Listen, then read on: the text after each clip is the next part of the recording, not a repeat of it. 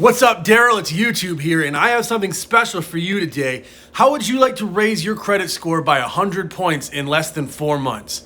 You would, wouldn't you? Well, that's why you're going to stay tuned and watch this video, because I did it, and I'm going to show you exactly how you can do it too.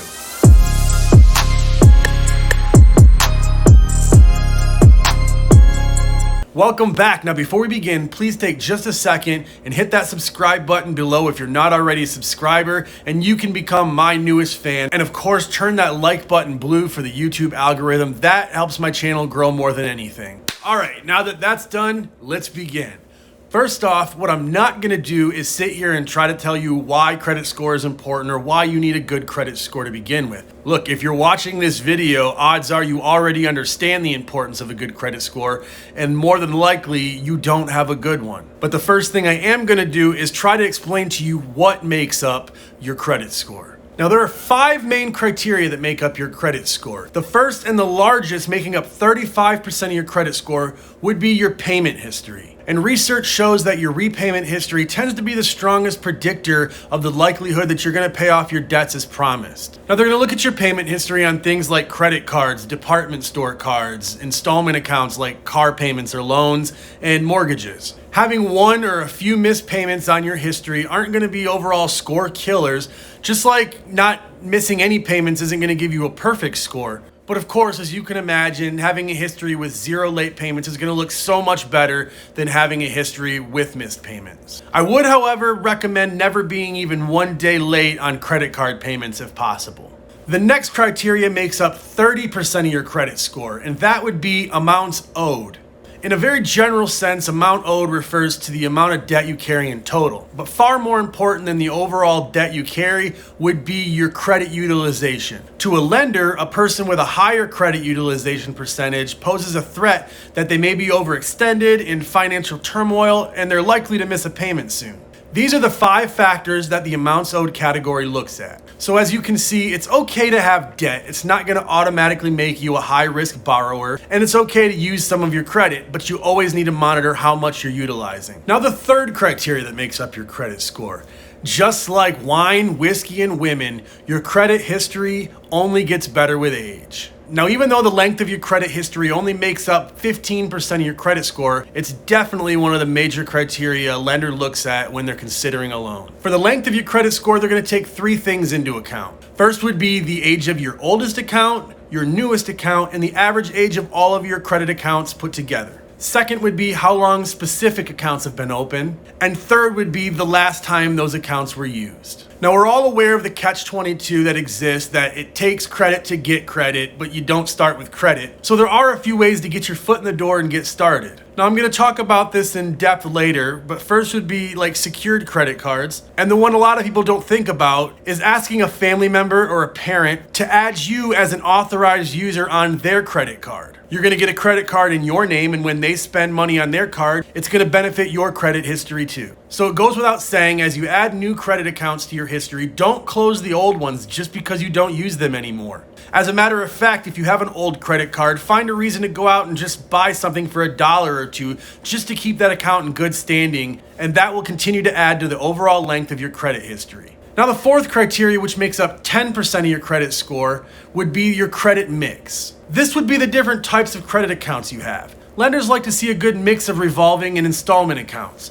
Revolving accounts being things like credit cards, gas station cards, department store cards. Installment accounts being things like mortgages, auto loans, and student loans. And the final 10% of your credit score is calculated by looking at your new credit. Now, based on the other criteria that I've talked about before, adding new lines of credit can negatively impact your credit score, at least in the short term. But in the long run, it is a necessity to add new credit accounts, and it is going to increase your credit score. You're more likely to be adding a lot of new accounts, especially when we're doing something like we're talking about now, raising your credit score 100 points. You're going to be opening new lines of credit, so obviously it's going to help you. Now that we know what makes up your credit score, we can get into the juicy stuff. I can show you how I raised my credit score 100 points in 4 months and how you should be able to do the same thing too. So I tracked everything that I did and I broke it down and put it into like a 10-step plan that you can use too. Step 1, and I know this probably goes without saying, but it is probably the most important. You have to have a consistent or steady income. I mean, without money coming in, you're probably not even going to be able to pay to survive, let alone worry about paying off debt or adding new credit. So if you don't currently have an income source or you don't have a job, that needs to be your main priority at this time. Step 2 would be debt. Now, if you don't have debt, congratulations, you're way ahead of the game. And if you do have debt, congratulations, you're just like most of us. Now, you're going to want to track and list all the debt you currently have. I recommend going to annualcreditreport.com. There you can pull all 3 of your credit reports, your TransUnion, your Equifax, and your EXPERIAN, completely free once per year. Now, I recommend you look at all 3, write down all the things they say you owe, cross-reference them, and make sure you have a complete list of everything on all 3 of your credit reports. Once you have a complete list of everything on your credit report with balances and contact information, you're going to want to reach out to each of them and try to set payment plans or pay off the complete balances if they're low. Now, don't commit to any payment plans you can't afford because you're going to end up back in the same position again. These companies are going to be willing to work with you and they're going to be willing to accept usually what you can afford. Step 3 would be your bills. You need to make a list of every single one of your bills. Your rent, your utilities, your car payment, your Netflix, your new debt payment commitments. You even need to estimate your gas and your food and groceries for the pay period. Once you've done that, you should get a calendar and mark out all of your bills for the next 3 months. Bonus tip, in the last week of the 3 months, mark down a note that you need to set your next 3 months of bills up ahead of time. Step 4 would be budgeting. So take that calendar and mark out all of your paydays. Then add up all the bills that are due between one payday and the next and write that total down. Hopefully the total owed is less than the amount you're getting paid and you can invest or save the surplus. Step 5 would be auto pay. Every bill that you can pay electronically, you need to set to auto pay so you can't forget them. And as long as there's money in your account, those bills are going to be paid. And as long as you have a job, there's going to be money in your account. Now make sure the bills you have to pay in cash, that you mark that on your calendar and go draw the money out and don't forget to pay them in person. Step 6 is secured credit cards. Now if you have low credit or no credit, these are about all the reputable credit cards you're going to qualify for. Just like for myself, for this plan, I recommend both the Discover It secured credit card and the Capital One Platinum secured credit card. With Discover It, you're going to put down a $200 deposit and you're going to get a $200 credit limit. Capital One's even better. Not only can you put down a $200 deposit, you can start with as little as $99 or $49. That means you can get your first credit card for just $49. Now, step 7.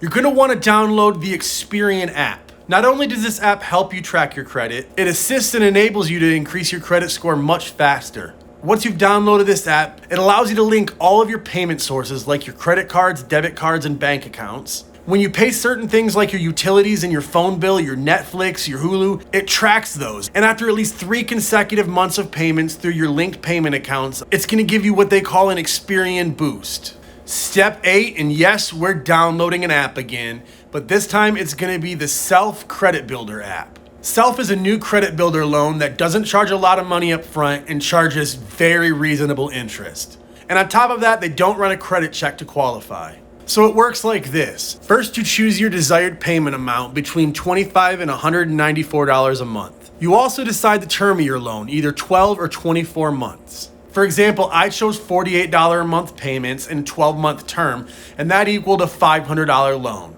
Now this loan amount, $500 in our example, is taken and it's put into an FDIC-insured certificate of deposit bank account that collects interest. This bank account is locked until you've made all of your payments successfully. Now these monthly payments pay back not only the principal, but the very, very reasonable interest that the company charges as well. Now after you've made all your payments successfully, you're able to withdraw the remaining balance after Self takes their very reasonable fees. You even get to keep the interest your CDs collected over the 12 to 24 months. Now in the meantime, from the moment you make your first payment, Self reports to all 3 credit bureaus, and my credit score began increasing from it within the first week. And another cool perk about the Self app, after you've made 3 successful consecutive payments on time, and you've paid off at least a certain portion of your loan, you're gonna qualify for the Self credit card. And how cool is this? I actually literally qualified for mine just this morning. So here's how it works. It's going to tell you how much of the loan you've paid off, and you're able to use the amount you've paid off like a deposit for a secured credit card.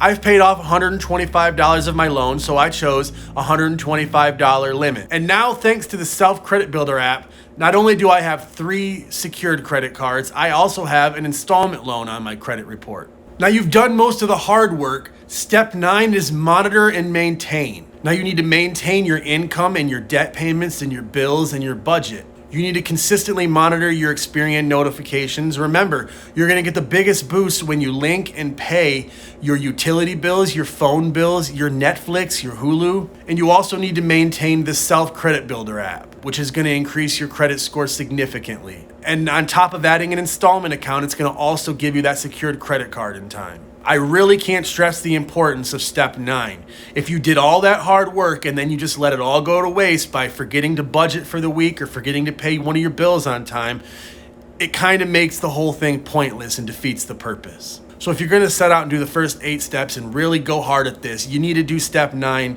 just as hard. And finally, I guess because why have 9 when you can have 10, step 10 is prepare for phase 2. So at this point in phase 1, we've made sure we have a steady income source, we've decreased our debt, we've added multiple new types of credit, we're budgeting all of our bills, we're auto paying everything so we don't miss payments, and now we're monitoring and maintaining everything with the Experian app and more. So here's how we do this. Starting from about 6 months after you begin phase 1, hopefully you've already increased your credit score well over 100 points, you've paid down a significant amount of your debt, you don't carry any balances on your credit cards, and you're well into paying down your Self Credit Builder loan, and you've gotten that secured credit card as well. At this point, you're ready for phase 2, and well, that's a different video you're gonna have to wait for. But go out right now, begin this process. Well, subscribe first if you have. So if you made it all the way to the end of this video, you're still with me, I was able to entertain you, and you're on your mission now to raise your credit score 100 points, just comment 100 below and I will definitely comment back. That's it. Thank you guys so much. And until next time, I've been Daryl. Make sure you hit that like button before you go and have an amazing day.